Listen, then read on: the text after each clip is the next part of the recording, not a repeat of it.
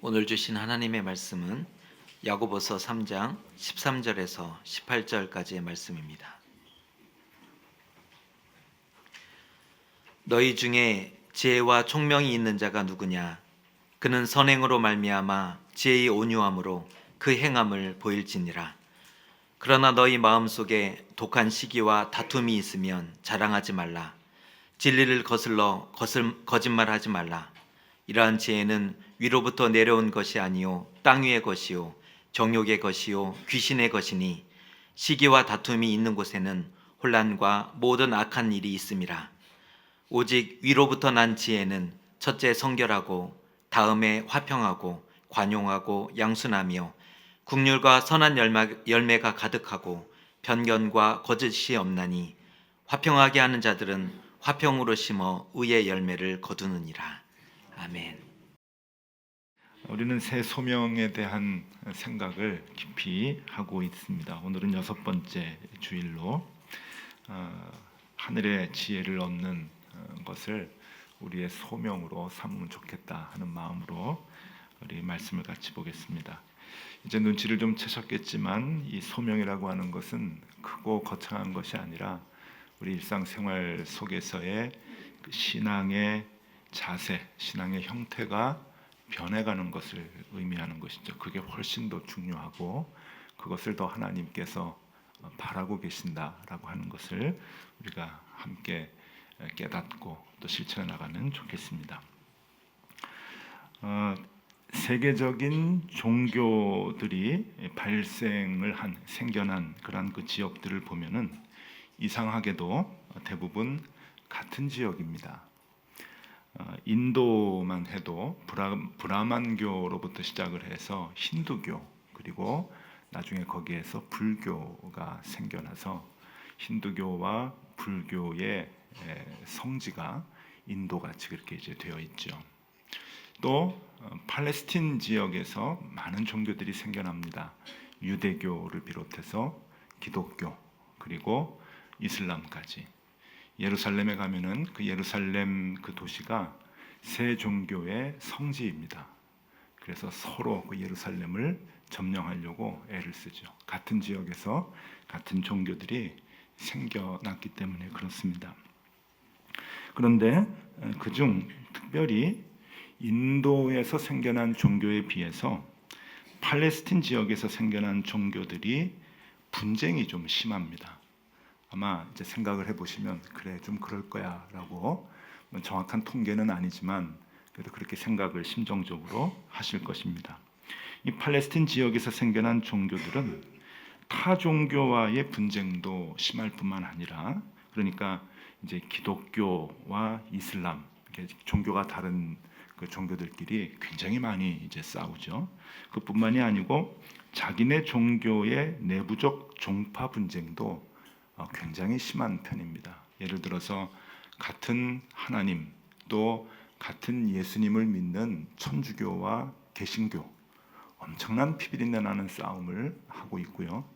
또 이슬람도 수니파, 시아파 해가지고 국가 간의 전쟁을 일으킬 만큼 1500년 이상 계속해서 싸움을 하고 있는 게 이슬람교 아니겠습니까? 그래서 이 팔레스타인에서 생겨난 이 종교들은 비교적 분쟁이 끊임없이 있고 타 종교에 대한 용서도 그렇게 많이 하지 못할 뿐만 아니라 자기네 종교 안에서도 종파별로 그렇게 분쟁을 갖고 살아가는 사람들입니다. 이에 비해서 인도에서 생겨난 종교들은 물론 거기도 분쟁이 있고 뭐 전쟁도 있어 왔지만 그래도 비교적 팔레스틴 지역에서 생겨난 종교들에 비해서 분쟁이 적은 것을 볼 수가 있습니다. 뭐 불교 안에서도 예를 들면 불교 안에서도 종파들이 있죠. 대승불교, 소승불교 뭐 이렇게 있는데 그것들이 이렇게 막 싸우고 하는 것들을 이렇게 많이 보지 못했습니다. 스리랑카에서는 오래전부터 그 내전이 좀 있었죠. 힌두교파하고 불교도들하고 내전이 있었는데 이것은 이제 정치적인 의미가 훨씬 더 컸고 인종적인 의미가 이제 좀 더 컸던 거지. 사실 종교적인 의미는 그렇게 크게 그 안에 이렇게 그 의미를 두지는 않습니다. 그래서 이 인도에서 생겨난 이 종교들, 힌두교와 불교 사이, 또 브라만교 이런 그 종교들의 분쟁은 팔레스틴 지역에서 생겨난 종교들보다는 비교적 덜 분쟁을 하고 있다라고 볼 수가 있습니다. 이런 현상에 대해서 인도에서 아주 유명한 철학가이자 명상가인 오시오 라즈니시라고 하는 사람이 있는데, 이 사람은 자기가 명상가다 혹은 뭐 철학가다, 교수다라고 이렇게 특정 지어지는 것을 아주 못마땅했던 그런 이제 인도의 많은 사람들이 이제 선생님으로 이렇게 생각이 되는 국민 교수님 뭐 이렇게 표현하면 될 것 같은 분인데, 오시오 라즈니시 책을 많이 썼고 한국어로 번역된 책도 뭐 10권 정도가 이렇게 있습니다. 많은 분들이 이분의 책을 보는데 이분이 아주 의미 있는 이런 현상에 대해서 팔레스틴 지역의 종교와 인도 종교의 이제 그러한 그 특성들에 대한 아주 의미 있는 얘기를 하나 해 주었습니다. 한번 여러분 들어보시면 좋겠습니다. 이야기입니다. 옛날에 어떤 선생님 댁에 그 이제 그 존경받는 스승님, 그 선생님이 계셨는데, 그러니까 유대교로 얘기하면 랍비 정도가 되겠죠. 이런 선생님이 계셨는데, 이 선생님의 어떤 친척이 이제 찾아왔습니다. 손님으로. 근데 이제 올 때 빈손으로 오지 않고 오리를 한 마리 가지고 온 거예요. 이제 같이 이제 선물로 주면서 이제 먹으라고 하는 거죠. 뭐 옛날이니까. 그래서 오리를 한 마리 가져와 가지고 며칠을 묵고 갔는데, 이 선생님이 자기 혼자를 먹을 수 없어 가지고 오리를 잘 요리해서 그 친척하고 같이 이제 나눠 먹었답니다. 근데 이제 친척이 가고 난 다음에 얼마 있다가 그 친척의 친구라고 하는 사람이 찾아와 가지고 여기 그 우리 친구가 오리를 갖다 주었다고 그렇게 얘기를 이제 하는 거예요. 그래서 오리를 좀 같이 나눠 먹을 수 있겠느냐고. 그러니까 다시 이제 오리를 좀 해가지고 오리를 이제 줬어요. 그렇게 먹고는 며칠 동안 묵다가 또 갔습니다. 거기까지는 괜찮았는데 또 나중에 어떤 손님이 왔는데, 내가 그 친척의 친구의 친구입니다. 그러면서 여기 오면은 오리를 좀 먹을 수 있다고 해서 와가지고 이렇게 왔습니다. 그래서 이제 오리를 내놓으라는 거예요. 그래서 또 오리를 이제 그 내주고 또 며칠 이렇게 민폐를 끼치다가 이제 돌아갔습니다. 좀 며칠 있다가 다시 어떤 사람이 와가지고, 저는 그 친구의 친구의 친구의 친구인데 여기 오면은 오리를 먹을 수 있다고 얘기를 들어서 이렇게 며칠 묵으려고 왔습니다. 이 선생님이 참다가 기가 막히니까 이거 뭐 화가 좀 나잖아요. 그래서 뭐라고 했냐, 어떻게 했냐면은 끓는 물을 하나 이렇게 맹물을 끓는 물을 하나 이렇게 갖다 준 거예요. 이거나 먹어라, 이제 그런 거죠. 그러니까 그 분이 놀래가지고 이게 뭡니까? 그랬더니 일전에 우리 친척이 갖다 준 그 오리를 삶은 국물입니다. 드시고 가시죠. 그랬다는 이야기입니다. 이게 이제 어떤 의미인가 하면은요, 오리를 직접 먹든가 아니면 한 번 정도 삶아 먹어야 그게 이제 오리 요리죠. 그게 이제 또 삶고 국물에 먹은 게 무슨 오리 요리입니까? 그냥 맹물, 끓는 물 아니겠습니까? 그러니까 이 오시오 라즈니시라고 하는 사람이 이 이야기를 하면서 우리에게 깊은 교훈을 하나 주는 거예요. 종교라고 하는 것은, 여러분 잘 들으셔야 됩니다. 종교라고 하는 것은 자신이 믿는 신과 직접적인 관계가 있어야 하지, 그 사이에 사람의 개입이 많아지면 많아질수록 신앙의 본질이 희석되거나 왜곡된다라고 하는 겁니다. 아주 중요한 얘기를 해요. 그래서 무슨 그 이야기를 하려는가 하면은, 팔레스틴에서 생겨난 종교들을 가만히 보면은 그들이 믿는 신과 인간과의 관계 속에서 사람의 개입이 많다는 거예요. 예를 들어서 유대교의 율법을 가르치는 거다. 율법이 어렵잖아요. 그러니까 사람이 가르치는 거예요. 율법은 이런 거다. 그러면 그 가르치는 율법에 또 해석서가 나오고 또 해설이 나오고 또 해설이 나오고, 오늘 교회도 기독교도 신앙의 기본적인 형태 중에 중요한 게 예배고, 예배 중에 가장 중요한 것을 설교라고 생각을 하잖아요. 목사의 많은 역할 중에 가장 중요한 것을 설교라고 생각을 합니다. 다들 그렇게 이게 정형화되었습니다. 그게 진리라고 생각을 하죠. 기독교도 오래전부터 말씀을 스스로 보고 명상을 하고 기도하고 말씀대로 느끼는 대로 실천하라고 하는 것을 가르치지 않았습니다. 못하게 했죠. 그냥 인간이 전해주는, 중간에서 전해주고 개입하는 그 말을 들으라고 했던 거죠. 여기에 비해서 인도에서 발생한 종교들은 예나 지금이나 명상을 많이 이제 가르친다는 겁니다. 네가 깨달아라. 그리고 네가 이 말씀대로 깨닫는 대로 행하라 라고 하는 것을 계속 가르쳤다는 거죠. 그래서 이제 힌두교에서 나중에 불교가 나올 때, 불교가 뭡니까? 힌두교의 그 줄기에서 나오게 되는데, 누구나 다 깨달으면은 해탈할 수 있다. 그래가지고 그 석가모니가 불교를 이제 일으키게 되는 거거든요. 그러니까 그런 이제 그 명상들이 많은 명상과 생각을 통해서 그렇게 신앙의 생활을 내가 할 수 있다라고 하는 것들을 이제 가르쳐 왔다는 겁니다. 그러면 사람의 개입이 왜 분쟁을 일으키겠는가라고 하는 거예요. 그것은 모든 신은, 그러니까 종교를 믿는다고 할 때 신을 믿는 거 아닙니까? 그런 신들은 사실 물론 이제 각 뭐 지방의 나라의 구석구석에 있는 뭐 전통 종교라든지 미신 같은 이러한 그 신 말고 적어도 세계적으로 많은 사람들이 추종하고 따르는 이런 그 고등 종교를 이제 보게 되면 모든 신들, 그들이 믿는 모든 신들은 사랑하고 포용하라고 가르칩니다. 이제 교리에 그런 게 이제 나오죠. 경전에도 나오고 이제 그러는데, 그런데 사람은 기본적으로 이기적이고 배타적이어서 본질적으로 악해요. 그러니까 사람이 개입하면 개입할수록 신의 마음이 자꾸만 작아지게 되고 그 사람의 이기적이고 배타적이고 악한 마음들이 들어가서 그 신의 마음을 포장해서 사람들에게 가르치게 된다고 하는 거예요.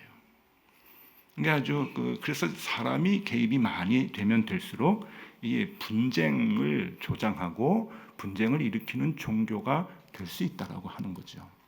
그래서 야고보서 3장 14절 16절 오늘 이 말씀인데 제가 읽어드리겠습니다. 그러나 너의 마음속에 독한 시기와 다툼이 있으면 자랑하지 말라. 진리를 거스려 거짓말하지 말라. 이러한 지혜는 위로부터 내려온 것이 아니요 땅 위의 것이요 정욕의 것이요 귀신의 것이니 시기와 다툼이 있는 곳에는 혼란과 모든 악한 일이 있습니다. 그러니까 사람은 악하기 때문에 사람이 생각하면 생각할수록 이게 시기와 다툼과 혼란이 가중되게 된다고 하는 겁니다. 그래서 결국 종교가 그 신이 요구하는 사랑과 포용을 실천하는 것보다는 그 집단의 이익과 집단의 결속으로 변화되는 경우가 많다는 거예요. 그래서 무섭습니다. 사람의 개입이 많아지면 많아질수록 이제 그러면 이제 반론을 제기하는 분들이 많이 계시죠. 그럼 뭐 인도의 종교가 뭐 좋다는 얘기인가? 인도에서 나오는 생겨난 종교를 믿는 나라들은 다 가난하지 않느냐? 불교나 힌두교 믿으면 다 가난하지 않느냐?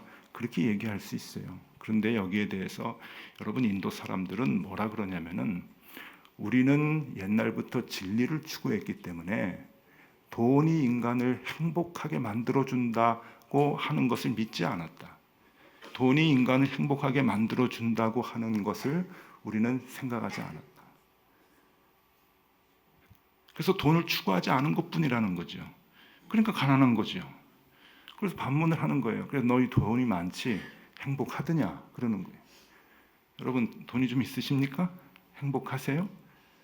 행복이 돈하고 관계가 없어요. 그러니까 우리는 옛날부터 그 진리를 알았기 때문에 그 길로 가는 거지. 그래서 지금 돈이 없는 거지. 그래서 기독교는 돈을 축복으로 얘기했잖아요. 그게 하늘의 생각이 아닌 거예요. 사람이 개입해가지고 자꾸 주입을 한 거죠. 중간중간에 성경을 해석한답시고 하나님의 말씀을 해석해가지고 전해준답시고 하나님 잘 믿으면 돈 많이 벌어. 하나님 잘 믿으면 자녀가 잘 돼. 그걸 축복이라고 자꾸 왜곡시켜가지고 가르쳐주니까 돈 하면서 살아와가지고 돈을 좀 벌었다는 거예요. 지금도 자랑할 수 있겠지만은 그게 행복이 아니라는 거죠. 본질이 아니라는 거예요. 사람의 욕심이 들어가게 되면 시기와 다툼과 혼란이 있게 되고 결국 아까도 말씀드렸듯이 집단의 이익과 집단의 결속으로 변화됩니다. 성경에도 나와요. 하나님이 선악과를 이렇게 만들어 주시고 아담과 하와에게 얘기하셨죠. 이 선악과를 절대 먹지 말아라. 여러분, 범죄하기 시작을 할 때 하와가 무슨 마음을 먹게 되는가 하면은 아담에게 얘기할 때 하나님이 나중에 이제 너 왜 먹었느냐라고 얘기할 때 이 먹지도 말고 만지지도 말라고 하지 않았습니까? 사람의 생각이 벌써 개입이 되는 거예요. 플러스가 되면은 하나님의 뜻이 그만큼 왜곡이 되는 거죠. 근데 한 번 정도 해석이 되는 거는 그래도 괜찮습니다. 근데 그것이 2번 해석이 되고 3번 개입이 되고 4번 개입이 되면은 이건 하나님이 처음으로 얘기한 거하고는 많이 달라지게 되는 거예요. 그런 게 여러분 한번 생각을 해보십시오. 하나님은 우리에게 말씀하셨어요. 술에 대해서 생각을 해보면은 술 취하지 말라, 실수 많이 하게 된다, 술 취하지 말라, 성경이 얘기했어요. 그렇죠? 그러면 사람이 개입을 하는 거예요. 뭐라고 이 말씀을 해석을 하냐면은 기독교에는 가능하면 술 마시면 안 돼, 절제해야 된다. 이렇게 이제 해석을 해주면은 그건 한 번 오리를 끓여가지고 먹는 거예요. 근데 이걸 2번 끓이게 되면은 술 마시면 죄 짓는 거야. 이렇게 되는 거예요. 많이 가르칩니다. 한 번 더 끓이게 되면은 술 마시는 사람들은 다 사탄이야. 이렇게 되면은 배타적이 되는 거예요. 집단 이기적인 마음이 나오는 거죠. 왜? 사람이 약하기 때문에. 그렇게 이제 가르치는 겁니다. 그런 것만 있는 게 아니죠. 예배도 마찬가지입니다. 하나님이 우리에게 신령과 진리로 예배하라 말씀하셨어요. 그러면은 그냥 사람이 한 번 해석을 하면 주일 성수 해야 되겠구나. 주일 성수 하자. 예배 우리 빠지지 말고 드리자. 그까지는 그래도 괜찮아요. 한 번 요리하면 괜찮아요. 근데 그거를 한 번 더 해석을 하면은 모든 예배를 드려야 복 받는다. 출장 가서도 예배 때는 와야 된다. 뭐 이런 얘기 하잖아요. 많이들. 그 근거가 없습니다, 여러분. 근데 한 번 더 끓여가지고 국물을 만들면 이렇게 돼요. 새벽 기도가 안 나오면 벌 받는다. 이렇게까지 나오는 거예요. 이제 다음 달에 특별 새벽 기도 40일 하는데 재직들 안 나오면 벌 받습니다. 이렇게 되면은 이건 하나님의 생각이 이미 아닌 거죠. 사람의 개입이 막 집중적으로 들어가게 되면은 들어갈수록 사람의 욕심밖에 나오는 게 아니에요. 그래서 신앙생활을 열심히 하는 가르치는 교회도 신앙생활을 열심히 한다는 교인들도 따지고 보면은 하나님의 뜻을 쫓아가는 것이 아니라 사람의 생각대로 쫓아가는 경우가 얼마나 많은지 모릅니다. 열정적인 사람일수록 열정적인 집단일수록 그럴 가능성이 훨씬 더 많은 거죠. 저는 어떤 이런 교회도 봤어요. 교인을 1년에 몇 명 전도해야 복 받는다. 그게 이제 교인의 역할이다. 우리가 세례교인이 되고 집사가 되고 그러면 1년에 5명은 전도해야 된다. 10명은 전도해야 된다. 구역장이 되면은 10가정은 전도해야 된다. 의무로 이렇게 이렇게 씌우고 가르치고 그런 경우도 있습니다. 우리가 믿는 이 기독교 하나님 참 좋잖아요. 그죠? 그럼 하나님 없으면 못 살잖아요. 그 하나님 믿는 궁극적인 목표는 이유는 구원입니다. 그리고 영원히 사는 영생이죠. 저는 그걸 구원 이제 보장받았다고 생각해요. 그리고 그것을 예수 그리스도의 구원의 은총을 믿는 십자가의 은혜를 믿는 우리들은 다 그 이제 자격을 갖고 살아가는 거죠. 그러면 이 땅에서 살아갈 때에 신앙이 주는 유익은 무엇입니까? 그것은 마음의 평안과 자유함입니다. 절대 잊어버리지 마십시오. 우리가 이 땅에서 신앙을 갖고 살아가는 이유, 마음의 평안함과 자유함. 그래서 여러분, 진리를 알면 알수록 하나님은 우리에게 자유함을 주십니다. 그 자유함으로 인해서 우리는 마음의 평안을 얻는 거죠. 요한복음 8장 31절 32절입니다. 그러므로 예수께서 자기를 믿는 유대인들에게 이르시되 너희가 내 말에 거하면 참으로 내 제자가 되고 진리를 알지니 진리가 너희를 자유롭게 하리라. 유대인들은 유대의 율법을 지켜야 된다는 것 때문에 압박감을 받고 있었어요. 구속되어 있었던 거죠. 불편했던 거예요, 마음이. 그런 유대인들에게 아니다, 하나님의 말씀을 믿으면 믿을수록 그 말씀 안에 거하면 거할수록 자유로워야 되는데 왜 너희들은 부자유스럽냐라고 하는 말씀인 것이죠. 신앙을 가졌는데 자유롭지 못하다고 하는 것은 이미 본질을 잃어버린 겁니다. 그 본질을 잃을 때 우리는 구속적인 삶을 살게 되고 자유하지 못하고 아주 불편한 삶을 살게 되는 거죠. 사람의 가르침이 많이 개입이 되면 될수록 사람의 악한 본성으로 인해서, 개입하는 사람들의 악한 본성으로 인해서 그 집단의 이익을 추구하고 개인의 이익을 추구하는 것을 가르치게 됩니다. 자신들의 결속력을 강화하는 가르침을 받게 되는 것이죠. 결국 하나님의 뜻과는 관계없이 사람에 의해서 이기적인 종교가 될 수밖에 없습니다. 그래서 많이 변질이 되는 거죠. 분명한 것은, 오늘 말씀드리려고 하는 분명한 중요한 것은, 하나님은 우리에게 평안과 자유를 주시고자 한다고 하는 거예요. 그래서 여러분이 하나님을 믿으면 믿을수록 마음이 평안해져야 되고 자유스러워져야 되고, 지난주보다 이번 주에, 그러니까 예배를, 우리가 일생을 살아가면서 예배를 한 번 더 드리면 드릴수록, 교회에 더 깊이 들어오면 들어올수록 마음이 평안해야 돼요. 그리고 자유스러워야 돼요. 왜 하나님을 더 믿는데 자꾸 불편해집니까? 왜 교회에 자꾸 발을 들여놓게 되는데 왜 구속이 됩니까? 그건 본질이 잘못된 거예요. 그래서 많이들 들어왔을 거예요. 조심해, 교회에 자꾸 발 들여놓으면 위험해. 받은 은혜도 까먹어. 막 이래요. 그건 그 집단 자체의 신앙이 잘못됐기 때문에 그런 거예요. 사람의 개입이 이미 너무 많이 들어와 있기 때문에 우리에게 하나님께서 주시는 그 마음의 평안과 자유함을 우리가 누리지 못하는 거죠. 사람들이 그렇게 만들어 놨습니다.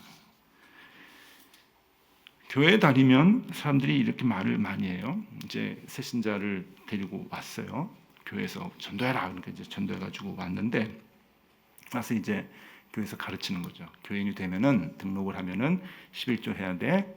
그 다음에 구역 활동해야 돼. 그리고 이제 그 남녀 선교회, 우리 교회는 남녀 선교회가 없죠. 근데 남녀 선교회 활동을 해야 돼. 이제 이런 그 말씀들을 이제 많이 하고 이제 요구를 합니다. 그러면 이제 마음에 이제 많이 부담이 되는 거예요. 그 뭐 11조도 해야 되고, 또 선교회도 참여해야 되고, 그리고 또 구역 활동도 가기 싫은데, 여러분 구역 활동 그게 참 불편하죠. 특히 이제 남자들 같은 경우에는 참 불편합니다. 처음에 이제 그 몸담고, 우리는 이제 목장이라 그러는데 목장 활동을 잘 하는 것이 그렇게 여간 쉬운 것이 아닙니다. 그러면 이제 그것 때문에 아내들은 많이 기도하고, 빨리 우리의 남편이 목장 안에 들어와서 좀 교제도 하고 그러면 좋겠다라고 생각을 하는데, 여러분 제가 분명히 말씀드리는데, 목장 활동이든 그리고 헌금이든 예배까지도 편안해야 돼요. 조금이라도 불편하면은 하지 마십시오. 조금이라도 내 마음에 불편하고 그것 때문에 평안을 오히려 잃어버리고 내가 구속되는 것 같이 자유함을 잃어버리게 되면은, 여러분 가족이라 그래도 그걸 강요하지 마세요. 그러면 목사님 신앙생활 어떻게 하라고, 훈련 어떻게 합니까? 여러분 그런 게 있어요. 해야지 자유로울 때가 있어요. 그거 아십니까? 제가 예전에 언제 한번 그 의료 선교팀을 하나 맡고 있는데, 의사 선생님들하고 같이 필리핀에 아주 그 외딴 섬에 가가지고 그 의료 선교를 이제 한 적이 있습니다. 근데 이제 그쪽에서 숙소를 바닷가에 방갈로 같은 데다가 숙소를 줬어요.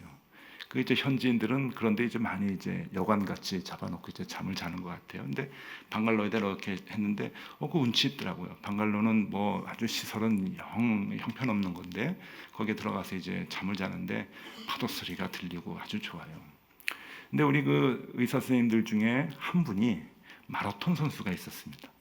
마라톤이요. 보스턴 마라톤까지 참여하는 그 기록이 있는 마라톤 선수가 있으신데, 제가 아침 새벽에 일찍 일어나가지고 이제 바닷가에 가서 묵상을 좀 하려고 이렇게 앉아 있는데, 제가 이제 다른데 방갈로는 다른 방들은 다 불이 꺼져 있어가지고 기쁜 마음으로, 그래 목사가 일찍 일어나가지고 새벽 기도한다 그래가지고 기도를 하고 있는데, 저쪽에서 누가 뛰어와요. 막 뛰어오는데 점점 가까이 와 보니까 그 의사 선생님인 거예요.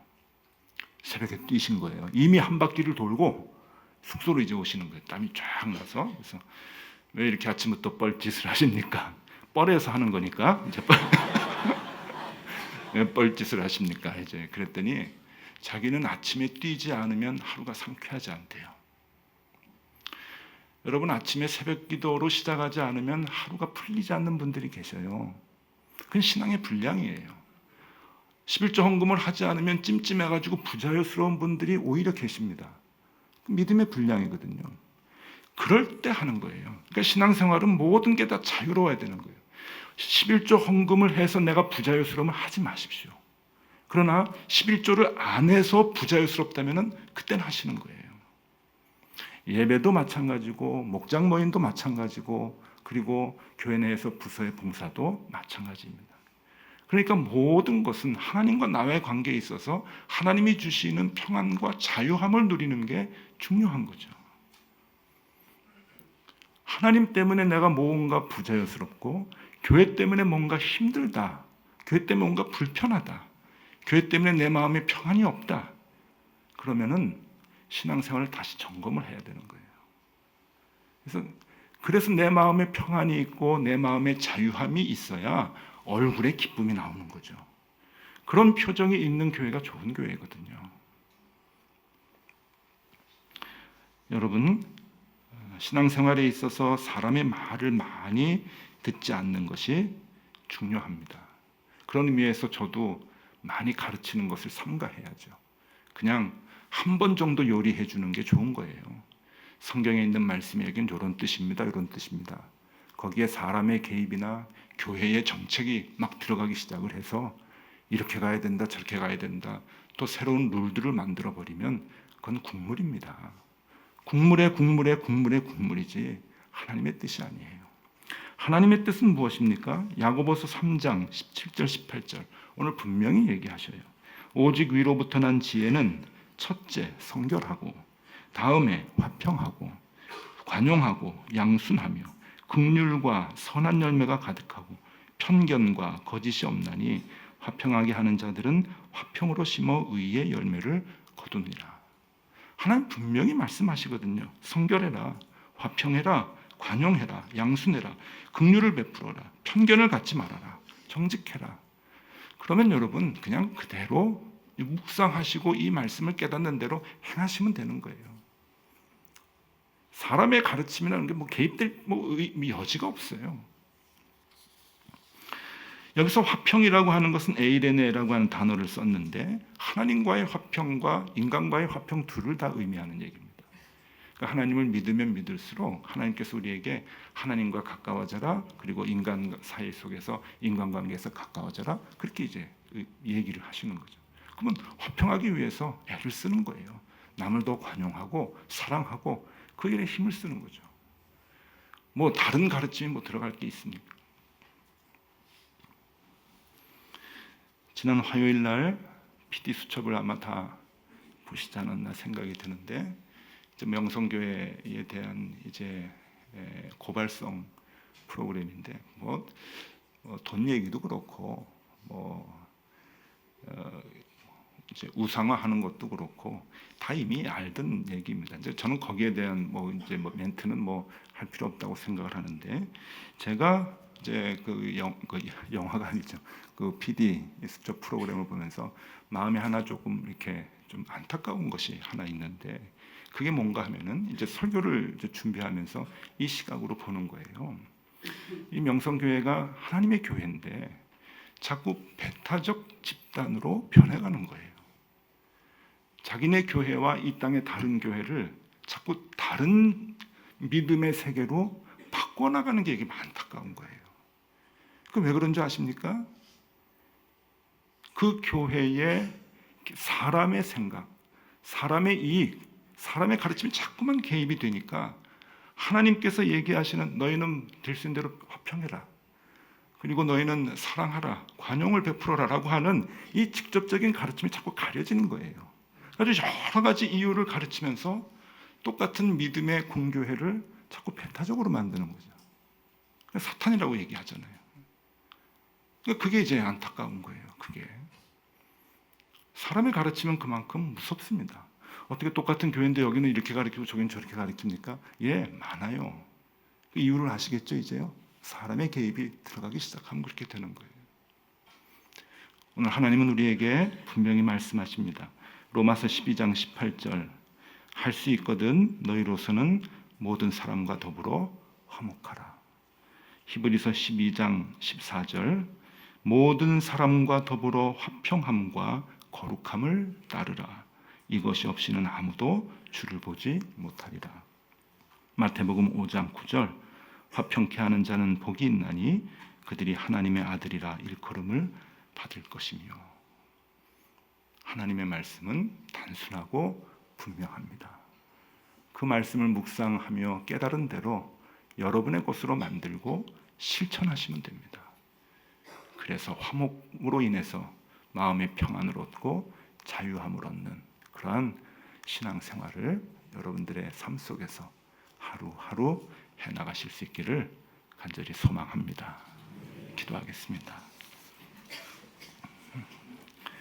하나님 아버지, 신앙생활을 할수록 요동치는 내 마음이 여전히 잔잔해지지 못하고 불안한 이유는 아직도 내 안에 사람의 가르침이 너무 많이 남아있기 때문입니다. 우리가 하늘이 주는 평안을 얻게 하여 주옵소서.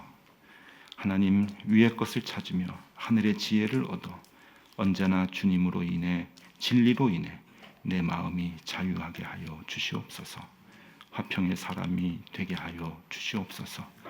예수 그리스도 이름으로 기도드리옵나이다. 아멘.